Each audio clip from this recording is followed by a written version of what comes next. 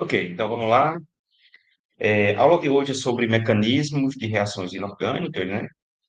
Alguns poucos mecanismos mais importantes e que envolvem principais reações inorgânicas, né? No nosso caso aqui, como é química inorgânica 2, reações que envolvem formação de complexos e compostos de coordenação, tá? Esse conteúdo não é um conteúdo muito comum, né, dentro dos cursos de química inorgânica, mas é importante que se tenha, né, para que vocês tenham uma noção global sobre as reações inorgânicas, né, envolvendo os mecanismos. Vou trabalhar de uma forma mais simples, né, para que vocês possam, né, compreender essa parte. Então, Química Inorgânica 2, aqui é o professor Gilvan Figueiredo, e a nossa aula de hoje, né, vai envolver a parte de reações nos complexos e um tipo específico de reação de substituição, né, que é chamada de substituição nucleofílica, tá? Então, vamos lá. Então, nos complexos, né, em toda reação química, né, existem caminhos a serem percorridos, né, para que haja o rearranjo atômico, né, que é o que caracteriza a reação química, tá?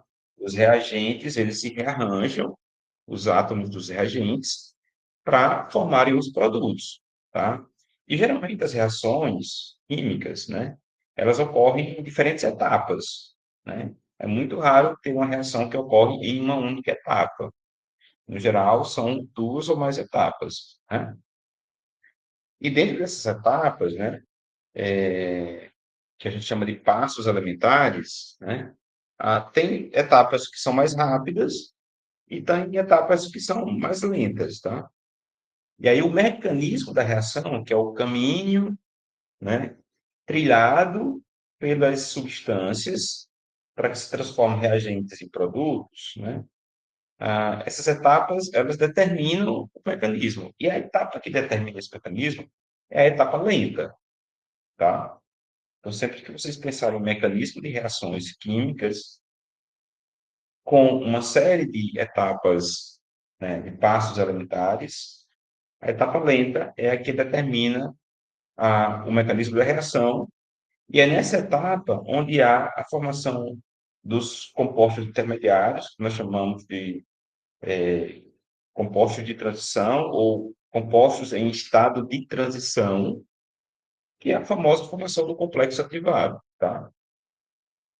Para vencer aquela barreira energética que nós chamamos de energia de ativação, tá? E aí, para que essas reações elas possam acontecer, né, com mais eficiência, né, com menor dificuldade, com uma menor energia de ativação, tá?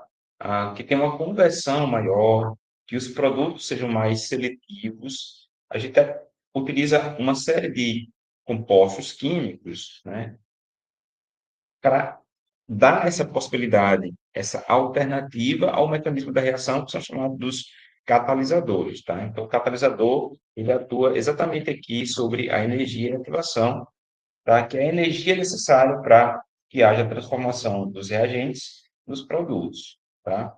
E aí o catalisador, ele fornece um caminho alternativo para que a reação ela consiga se desenvolver no sentido de formação dos produtos, tudo bem? E isso está presente em todo o ramo da química, né? Onde tem reação, tem formação de compostos de transição ou estado de transição, a formação do complexo ativado, tá? Há um envolvimento das energias, tá? E tem essas etapas, né? E o mecanismo é justamente esse caminho que é percorrido para que haja transformação química, tudo bem?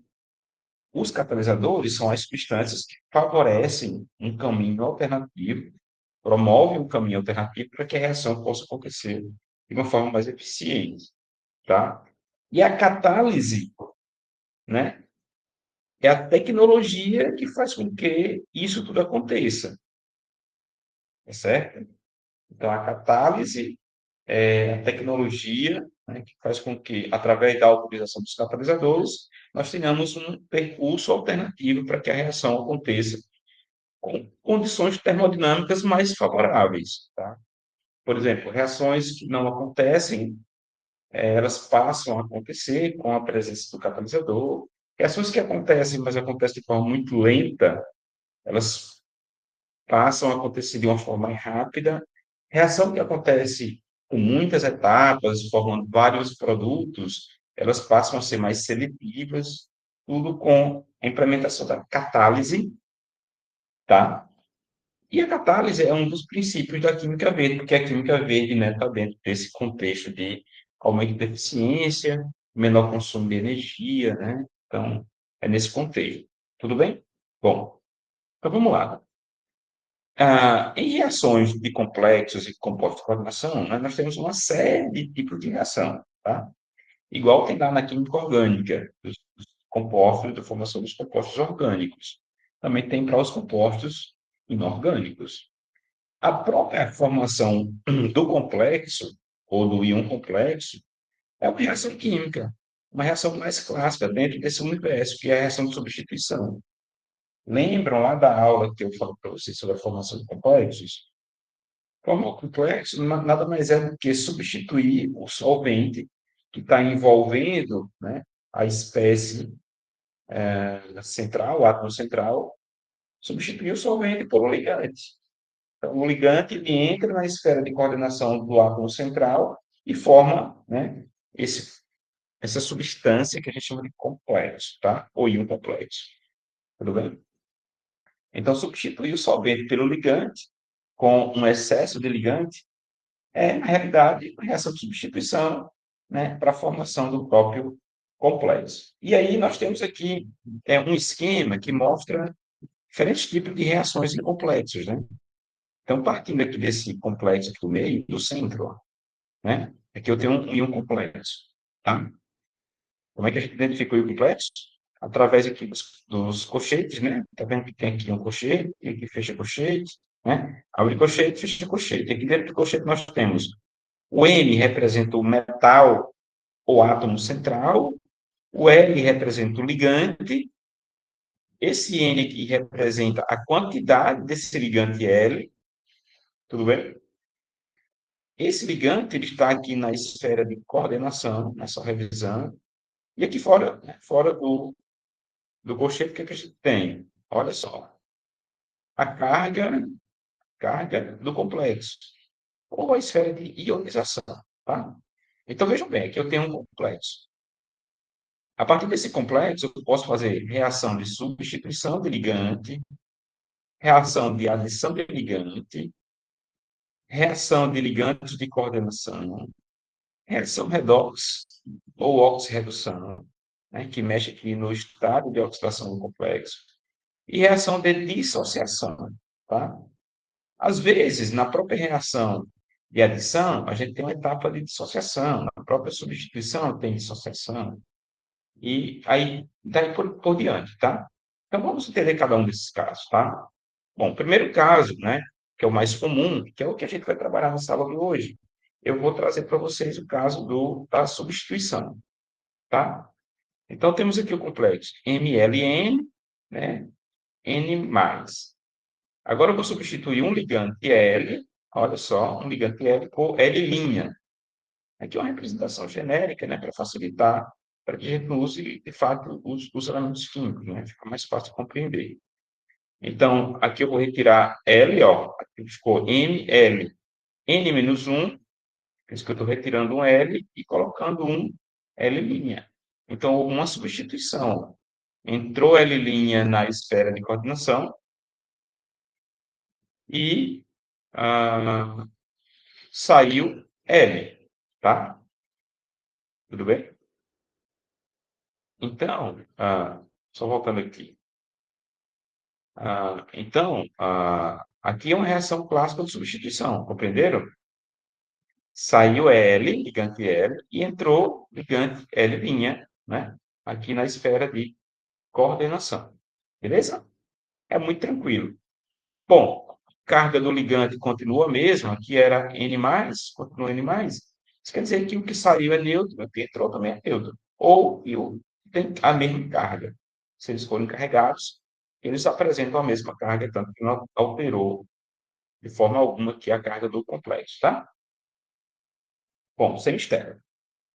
Agora vamos para a adição. Adição, então, como está dizendo, vamos adicionar o ligante à esfera de coordenação. Tudo bem? A gente tinha aqui MLN, agora vai ficar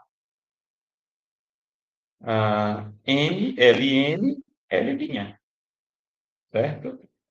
Então, entrou um L' dentro da esfera de coordenação, e aqui a carga ficou inalterada. Tudo bem? Ok? Eu estou vendo aqui no chat que alguns estão sem ver a tela, os slides, mas ela está aparecendo sim, né? Tem confirmações aí. Vocês não abrem o microfone, mas vocês podem escrever aqui no chat que eu estou vendo, tá? Certo? Então tá. Confirme, quem estiver vendo direitinho, confirma no chat.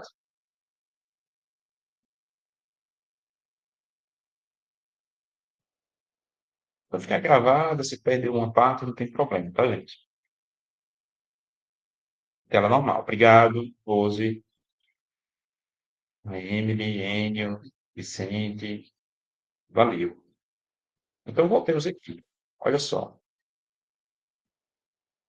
Então, substituição, né? Semistério, adição, também semistério. Agora, reação de ligantes de coordenação. Aqui o que acontece, né? É, uma espécie de substituição, mas sem eliminação. Só mudou, tá? O tipo de coordenação do ligante L. Ligante L mudou para a coordenação L', só, tá? Só isso mesmo. Bom, reação redox. Redox, né, é oxirredução, né? É quando há oxidação ou redução do NOx do próprio ligante, tá? Essa carga que está aqui fora do shape, que é a esfera de ionização, tá? Aqui, como está N mais 1 mais, quer dizer que aumentou uma carga positiva. Então, aumentar o NOx, né? É oxidar. Oxidar é aumentar a carga positiva, que é doar. Oxidar vem de doar elétrons. E aqui diminuiu, então reduziu, tá? É receber elétrons. Então aqui oxidou, doou elétrons, e aqui reduziu, recebeu elétrons, tá? Tranquilo? Então, sempre que a variação aqui do NOx em uma reação de complexo é redox. E para finalizar, né, dentro desse esquema, nós temos a dissociação, que nada mais é, né, do que separar, né, tirar, dissociar o ligante. Né? No caso que saiu um L' do ligante, né, da esfera de coordenação, então há uma dissociação. Muito parecido quando você separar as cargas, né? Separa uma parte da outra. É muito comum a gente ver isso em orgânica simples, né? Dissociação dos sais, né? NaCl, você separa as duas cargas, os animais e o Cl-, tá? Então, aqui a gente tem um panorama geral dos tipos, né? Das reações em complexos, né?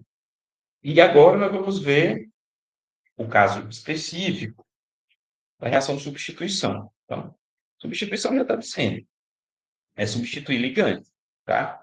E para substituir, nós temos dois caminhos, né?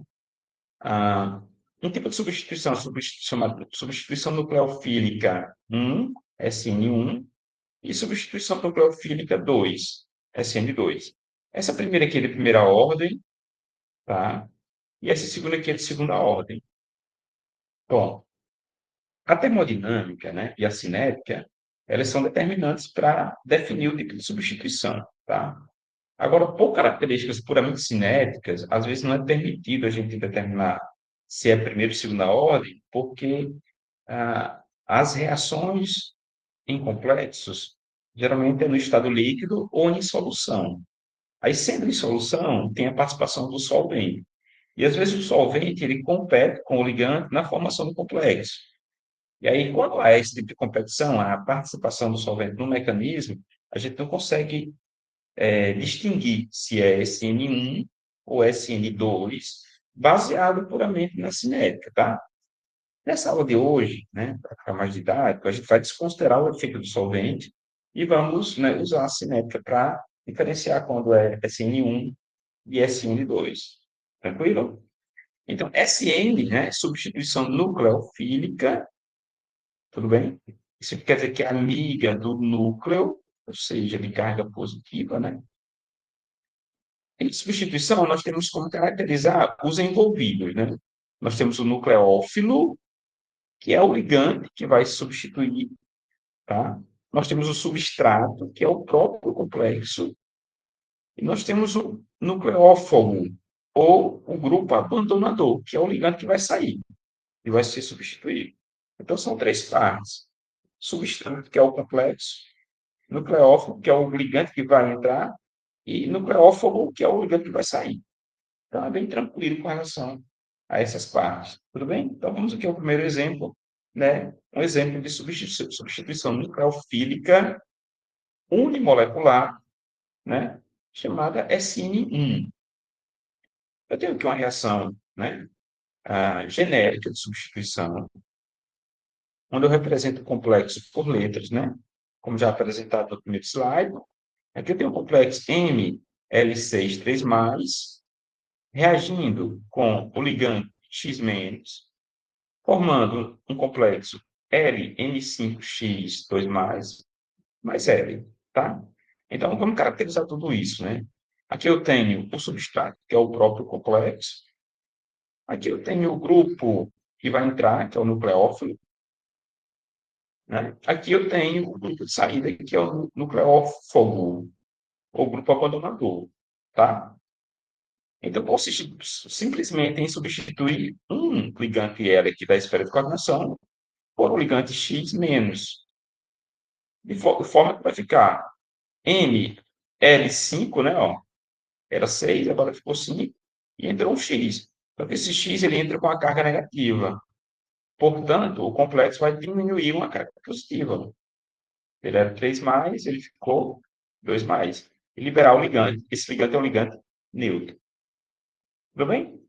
Então, veja bem. Pessoal, como é que eu sei que é SN1, né? Desconsiderando o efeito solvente e olhando só a cinética, né?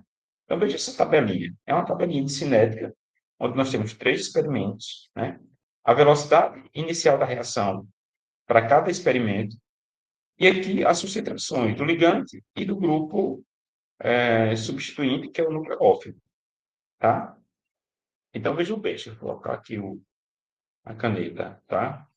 Do experimento 1 para o experimento 2, né, a velocidade da reação era dobra. Consegue entender? Dobrou, né? De 4 para 8, certo? O que aconteceu com a concentração do complexo? Também dobrou, mesmo mantendo constante a concentração do ligante, do nucleófilo, tá? E do experimento 2 para o 3, o que é que nós temos? A velocidade da reação continua a mesma, tá? A concentração do complexo continua a mesma. O que é que dobrou? A concentração do ligante, tá? Então, vejam bem, dobrar a concentração do ligante não traz nenhum efeito sobre a velocidade da reação, mas dobrar a concentração do complexo, né, faz com que a velocidade da reação ela também dobre. Tudo bem? Isso quer dizer que o complexo tem efeito sobre a velocidade, mas o ligante não. De modo que, né, como só um tem efeito, essa reação, desconsiderando o efeito solvente, ela pode ser classificada como substituição de primeira ordem, ou SN1, tá? Se a gente fosse definir a velocidade da reação através da lei de velocidade, o que a gente teria aqui, né? Que a velocidade, para esse caso, desculpa, só apagar aqui,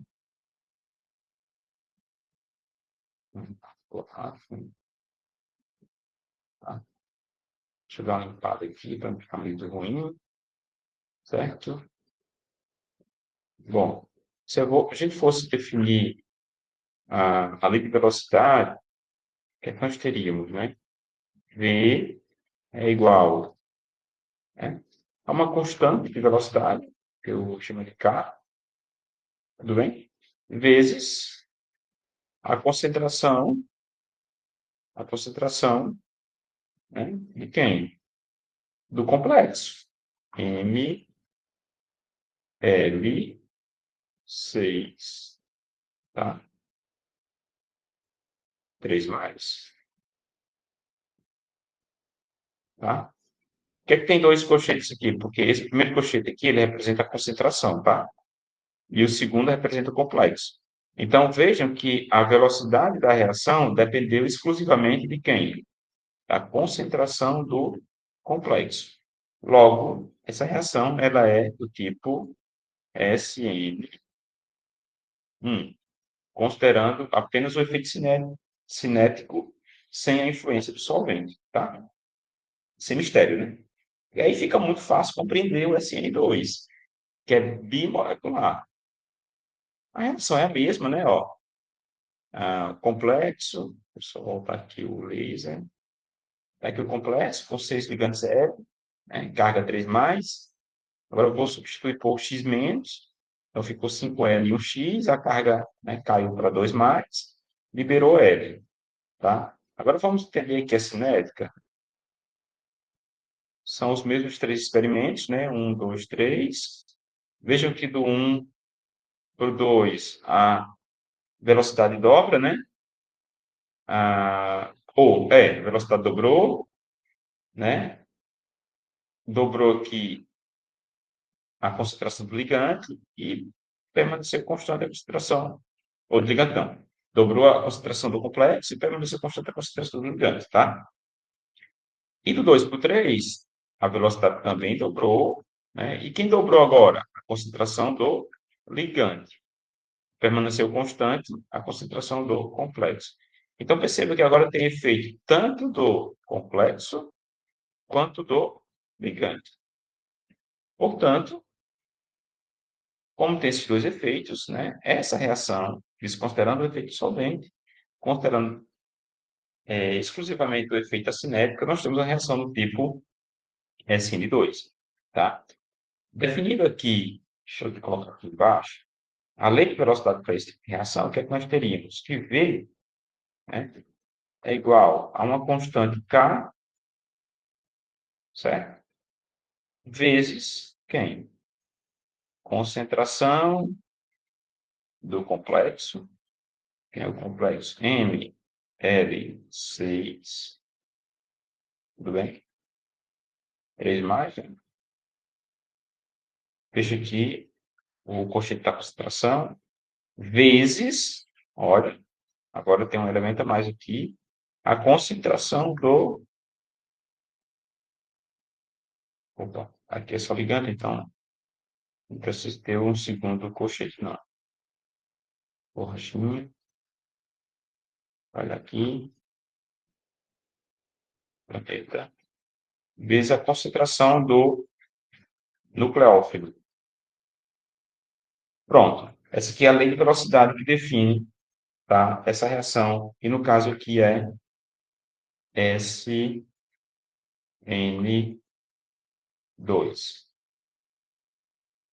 Mistério, né? Tranquilo até aí? Obviamente, tem situações mais complexas e tudo mais, né? Mas aqui a gente traz a situação mais simples para vocês terem aquele despertar com relação ao tipo de substituição, tá? Bom, isso aí, vamos lá. Exemplos, né? Aqui eu tenho um exemplo de SN1 em um complexo que nós chamamos de complexo octaédrico. O octaédrico é aquele que tem número de coordenação 6, tá? Como é que a gente identifica isso, professor? Aqui, ó. Aqui nós temos esse complexo, certo? O átomo central é cobalto, tudo bem? E nós temos quantos ligantes aqui? Um, dois, três, quatro. Só tem 4 ligantes. Mas você disse que o número de coordenação era 6. Que esse ligante aqui, ó, esse, e esse é bidentado, ó. Tem 2 dentes aqui, ó. Tem 2 coordenações. Então, o número de coordenação é a quantidade de coordenações que se tem. Então, esses tracinhos, ó. Então, tem 1, 2, 3, 4, 5, 6. Tá? Com apenas 4 ligantes, porque 2 desses ligantes é bidentado. Esse aqui é o etileno de amino, lembra? Aqui é o cloreto, tá? Então, nós temos um complexo aqui com cobalto, fluoreto e etileno de amino, carga mais, vai ser substituído com água, tá? Então, a primeira etapa é a dissociação. Vai sair um ligante cloreto, Cl-, olha aqui, né? A carga vai para mais 2, porque se perder um elétron, o nosso aumenta, né? Oxidou. A primeira etapa, dissociar aqui. Depois, a moléquinha de água vem e acessa o átomo central através da coordenação de dois elétrons, tá? Ela vem, ó, o oxigênio, como tem dois elétrons livres, um par de elétrons, né, coordena aqui aos orbitais D disponíveis do cobalto. Ele entra na esfera de coordenação, tá? Como a água é neutra e o Cl é menos, né? Então, entrou um ligante neutro, sai um ligante negativo. Então, a carga do complexo final ficou 2 mais, tá? Essa aqui é uma clássica reação de substituição do tipo 1, onde só há influência de uma das substâncias, no caso, o complexo, não há influência do ligante substituinte, tá? E agora, um caso de SN2, onde as duas partes influenciam. Aqui eu tenho um complexo de níquel, tá? Um arcocomplexo de níquel, também é um octaédrico, porque tem 6 coordenações, ó. E no caso aqui tem 6 ligantes, né? Porque cada ligante agora é monodentado, são moléculas de água, conseguem identificar, né? E o níquel é 2 mais, tá? Como a carga é 2 mais e só tem ligante neutro, então ele também é 2 mais. A substituição aqui é com esse ligante bidentado, ó, através desses dois átomos aqui de nitrogênio, né? Base de Lewis, que é a fenantrolina, né? O fen. Então, consiste em substituir a, o ligante, né, da esfera de coordenação pela fenantrolina. Tudo bem? Como a fenantrolina é bidentado, né, ele consegue fazer cada molequinha fazer duas coordenações, então precisam sair duas moléculas de água. Ó. Então, saíram duas moléculas de água para entrar apenas uma molécula do fenantrolina. Atenção nisso aí, que às vezes a gente coloca umas questões para que vocês consigam visualizar, tá? Então sair um ligante, duas moléculas de um ligante monodentado para entrar só uma de um bidentado. Tranquilo? Então, sim, essa parte é muito tranquila, né? Sem mistério algum. Eu acredito que vocês consigam, né, compreender bem essa parte, tá? Os demais conteúdos vocês encontram, isso está bem, é, bem organizado no fascículo, né? Tem na aula em PDF, né? E tem os livros, né? Não está muito bem claro, na verdade, no Atkins e no Jotodeli, eles não trazem a parte de mecanismo, né? Mas a gente tem isso no fascículo, então pega o fascículo, né? E tem o outro livro aqui, Química e Coordenação, né? Fundamentos e Atualidades do professor Robson Faria, né, da UFRN, que é um livro muito bom. Então, mas para essa parte, eu recomendo que vocês peguem, né, o material em PDF e um fascículo. Então é isso. Desejo bons estudos e até a próxima aula.